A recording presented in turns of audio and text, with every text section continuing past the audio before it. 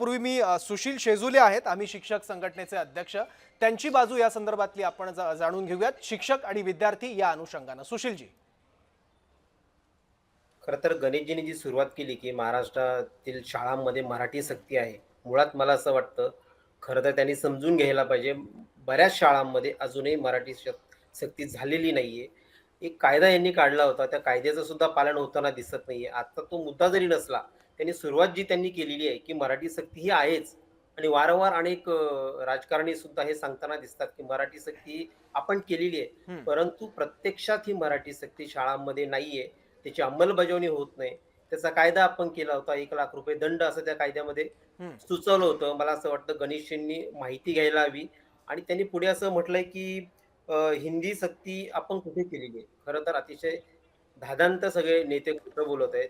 ही एक प्रकारची हिंदी सक्तीच आहे.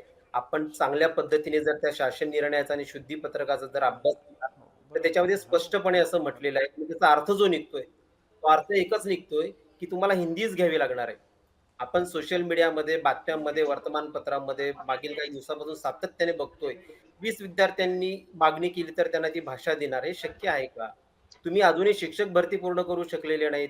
ग्रामीण भागामध्ये शिक्षक नाहीयेत आणि तुम्ही इथे 4-4 शिक्षक एका विषयासाठी देणार आहेत का? ही वस्तुस्थिती आहे का?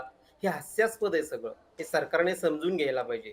राज्यभरातल्या 25-25, 30-30 संघटना, शैक्षणिक संघटना यासाठी विरोधात काम करतायत. यासाठी ऑनलाईन नोंदणी करतायत, विरोधात बोलत आहेत आणि हा विरोध सरकारला कळत नाही म्हणजे कसं शक्य आहे? म्हणजे काय वेगळ्या प्रकारची काय सरकारचं अगदी प्लॅनिंग आहे?